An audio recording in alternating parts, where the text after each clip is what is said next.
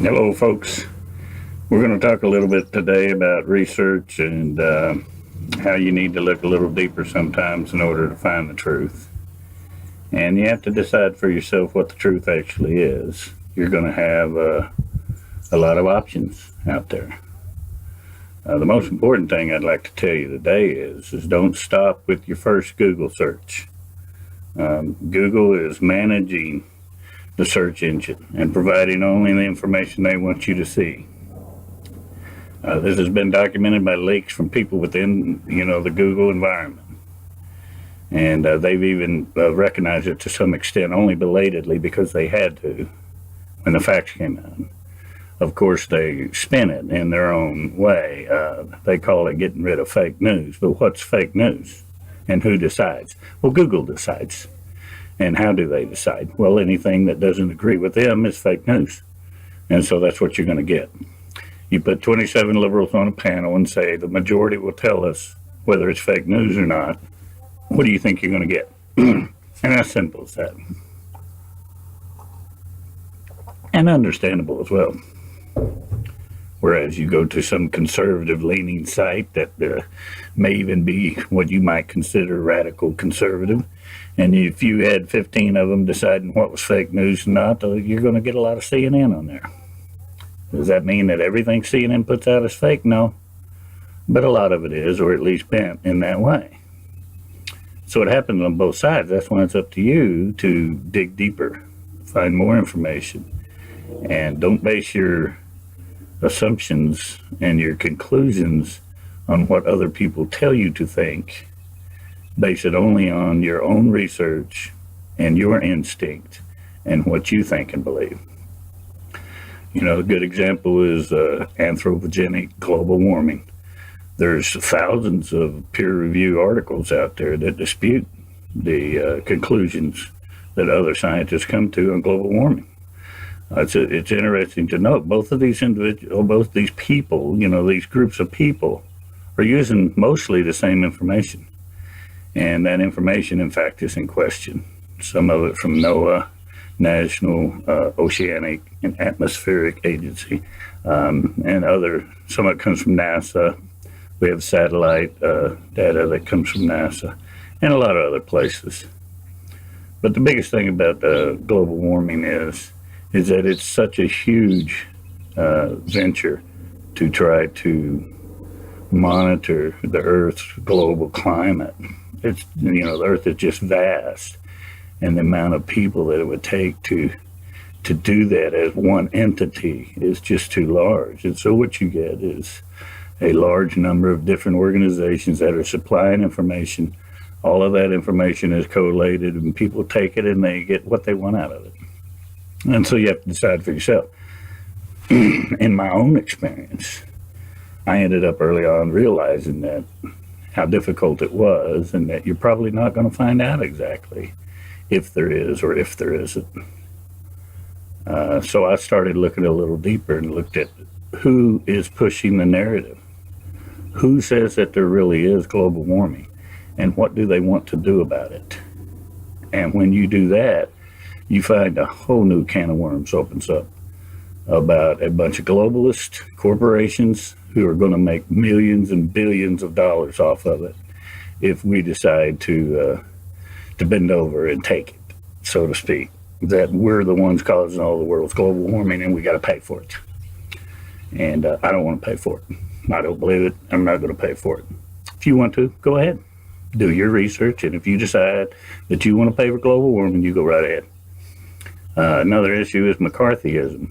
You've probably been told all your life what a horrible person McCarthy was. And, he was on a witch hunt and treated all these people terribly, the blacklist, etc., etc.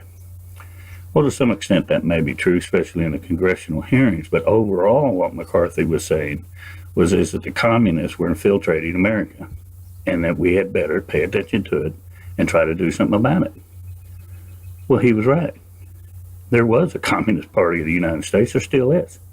And it's mostly Democrats who are members of the same. There were a lot of Hollywood people who were members of the Communist Party back in those days. And some of them admitted it, some of them didn't. Some of them were falsely accused.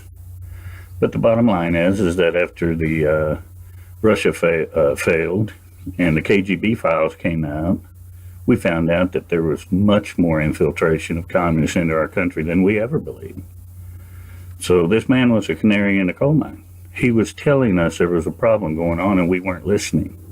And if you try to research today, it's very hard to find that out, because most of what you're going to hear is, oh, he was a terrible man, he was doing a witch hunt, and he had blacklists on Hollywood people, and just, those poor people, they were just so mistreated. These people were supporting communism, one of the most deadly ideologies in the world, and we're supposed to feel sorry for them. I'm sorry, I don't feel sorry for a damn one of them. Anybody who embraces socialism and communism embraces death, and they embrace the destruction of individual liberty, and I don't have any sympathy for them whatsoever. And another thing you probably heard, is that the Nazis are right wing. Well, no, they're not. They're not even close to it. Hitler's party was the National Socialist Party, and the reason they were socialists is because just about everybody was back in those days. And the reason that they, were trying to distance themselves from the so-called communists of the time is because you had the Stalin-Lenin revolution going on in Russia that, came about in 1917. But by the 30s, it was already known how many millions of people they were killed, the purges that were going on, the economic depravity that was a result of it. It was an abject failure. And so everybody, even on the socialist side back in those days, were trying to distance themselves from the Bolsheviks, the communists of those days. The fact is that since then, we've come to realize they're all the same. Marxists, communists, socialists, progressives, liberals, Democrats, they're all the same. They're all collectivists, they're all about the state, and they're all about destroying private property and destroying individual rights. And you have to research and read hardback books in order to actually get that kind of information. Another thing that you probably heard a lot is that how racist Republicans are. We're always racist, this, that, and the other. Most of that comes from the fact that the Republican Party is very heavy in the South right now. But that has not always been the case. The South used to be owned by the Democrats. And those were the racists. Those were the real racists, were the Democrats. But since then, we've had a Southern Revolution, and it has to do with Christianity and our faith and our natural traditional values and our, desire for liberty for all. And so we've shaken off those old Democrat racists. We shook them off a long time ago, and there's still remnants around. But for the most part, everybody you find in the South is going to be good, hardworking, God-fearing people who want to preserve liberty and justice for all. That's the truth. That's the fact. You come down here, you'll find that out. So, you got to just take it with a grain of salt. When you get people yelling racist, racist, racist, your first instinct has to be, why? Why are you yelling racist at me? What is it that you want? What do you want to do? And what you will find in every case is that they want to secure power over you and control over you.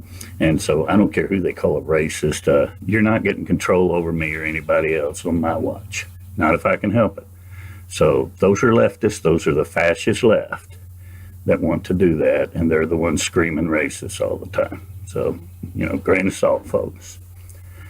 Another thing here is, this is kind of funny, is, people usually make arguments all the time about small government. Well, have small government, you only want them to do certain things that they're good at, like the military. Well, the military, they may be good at it, but they're not efficient at it at all. Anybody who says that's never been in the military. It is the most inefficient run organization in the world. Now, when it comes time to kill people, break things, yes, we do it better than anybody else in the world, primarily because of the amount of money we put into it, and the fact that the rank and file private on the ground is a good, God-fearing American who's fighting for his buddy, not for anything else. Don't let anybody fool you. When push comes to shove in a foxhole, you're fighting for the guy next to you and nothing else. That's just the way it is. But this idea that the government is good, and these are good people, who are doing public service out of the goodness of their hearts, and that's why they've gotten into the government and the bureaucracy, and it's a good thing that we should all be proud of. It's insane. and it's demonstrably false. Most bureaucrats got there because of the benefits. Government jobs, it's hard to get fired. You get good benefits. You get paid better than you do in the private sector. That's why most of them there. No other reason. Now, some of them are good, some of them are bad, but it's not an efficient organization, and it never will be because there's no profit margin. And as long as there's no profit margin, there's no incentive for them to be efficient, and so they're not. And then when you get into the government spy agencies like the FBI and the CIA, yeah, there's rank and file people who are good, God-fearing, law-abiding men who are trying to, establish the rule of law in the country. But the leadership and what they end up doing is nowhere near that, and never has been. When the CIA was first invented, it came from the OSS, the Office of Strategic Services out of World War II. Wild Bill Donovan ran that, and he was a pretty crazy guy. Now, did he succeed? In a lot of ways he did. And did he have some crazy stuff like using bats to bomb Japan? Yeah, he had that too. And so the OSS was done away with after the World War II because it was decided we didn't need them anymore. But there's a big push on that we actually did need a Central Intelligence Agency, a civilian Central Intelligence Agency. This used to be handled by the Naval Intelligence, and there were problems with disseminating the information. Instead of just fixing the problems of disseminating the information, they create a whole new bureaucracy, right, and give them the power of intelligence gathering. And, some of the nefarious things that have gone on there, it's easy to find. History shows all of the abuses by the CIA over the years. Same with the FBI.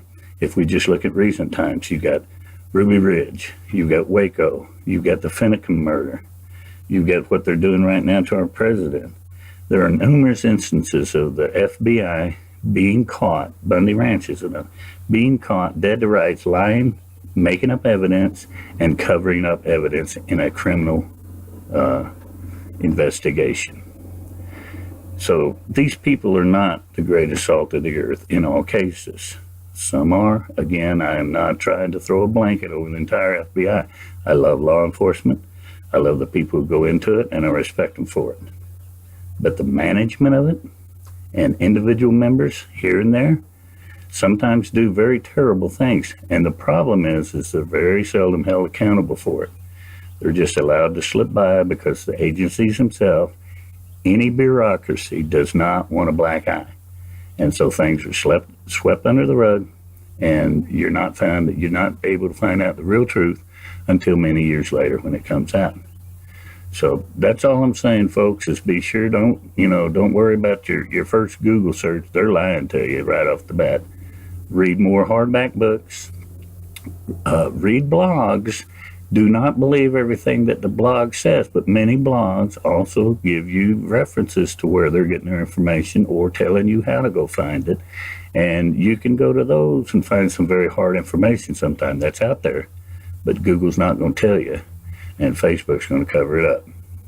And that's the world we live in today. So I encourage you to be independent, do your own reading, do your own research, make your own conclusions, and then be willing to go back and revisit the situation when you have more information at hand.